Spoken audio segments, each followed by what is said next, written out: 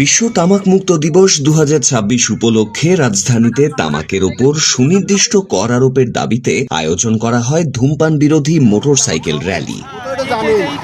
যৌথভাবে কর্মসূচিটির আয়োজন করে নতুন জীবন গড়ি, প্রত্যাশা মাদক বিরোধী সংগঠন এবং বাংলাদেশ তামাক বিরোধী জোট।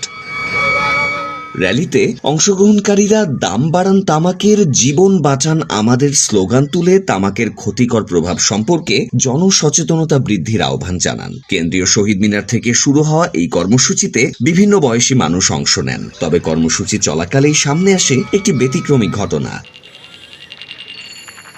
র্যালিতে ব্যবহৃত টি শার্ট পরিহিত এক ব্যক্তিকে জনসমাগমপূর্ণ স্থানে প্রকাশ্যে ধূমপান করতে দেখা যায়। তামাক বিরোধী প্রচারণামূলক কর্মসূচিতে অংশ নেয়া একজনের এমন আচরণ নিয়ে উপস্থিত অনেকের মধ্যেই আলোচনা সমালোচনা সৃষ্টি হয়। এ বিষয়ে প্রত্যাশা মাদক বিরোধী সংগঠনের সাধারণ সম্পাদক হেলাল আহমেদ বলেছেন, আমাদের সংগঠনের সদস্যরা সবাই অধূমপায়ী। তারপরও যদি কোনো সদস্য প্রকাশ্যে ধূমপান করে থাকেন, বিষয়টি খতিয়ে দেখা হবে এবং এর পরবর্তীতে প্রয়োজনীয় ব্যবস্থা নেওয়া হবে।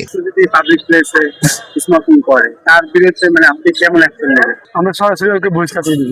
তিনি আরো জানান, সংগঠনটি দীর্ঘদিন ধরে মাদক ও তামাক বিরোধী সচেতনতামূলক কার্যক্রম পরিচালনা করে আসছে এবং ভবিষ্যতেও এই ধরনের কার্যক্রম অব্যাহত থাকবে। সংগঠনের জন্ম হয়েছিল সেই 1992 সালের 1 জানুয়ারি। এরপর থেকে আমরা টোবাকো নিয়ে দেখি যে মাদকের গ্রাসরুট হলো টোবাকো, গেট হলো টোবাকো। আমরা এরপর থেকে টোবাকো নিয়ে আমরা কাজ করছি। মূলত এবার জানেন, যুব সমাজ যারা তামাকে আসক্ত হয় তারাই কিন্তু মাদকে আসক্ত হয়। তো মূলত যুব সমাজকে আমরা অ্যাওয়ারনেস বিল্ড আপ করার জন্য আমরা এই প্রত্যাশা মাদক বিরোধী সংগঠনের জন্ম।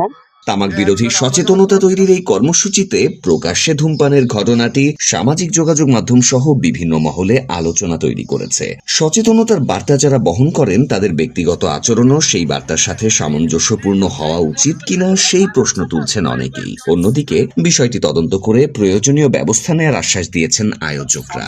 পাবলিক প্লেসে ধূমপানের জরিমানা ছিল আগে 300 টাকা, এখন এটাকে আরো কার্যকর করার জন্য এটা জরিমানা করা হয়েছে এখন 2000 টাকা। বাস্তবায়ন না হওয়ার অন্যতম কারণ হলো আমাদের যারা এটা ইমপ্লিমেন্ট করবে তাদের একটা ঢিলেঢালা মনোভাব। আমাদের প্রত্যেকটা ছেলে মেয়ে যারা ধূমপান করে, গোপনীয় করে, আমরা চাই ওদেরকে সচেতন করার জন্য। ধূমপান যেহেতু গেটওয়ে অফ দ্য ড্রাগস। আপনারা জানেন, টোবাকো মোটামুটি সবাই কম বেশি টোবাকোতে আসে। সবাই চায়, যে স্মোক করে ও চায় যে আমার ছেলে যাতে স্মোক না করে।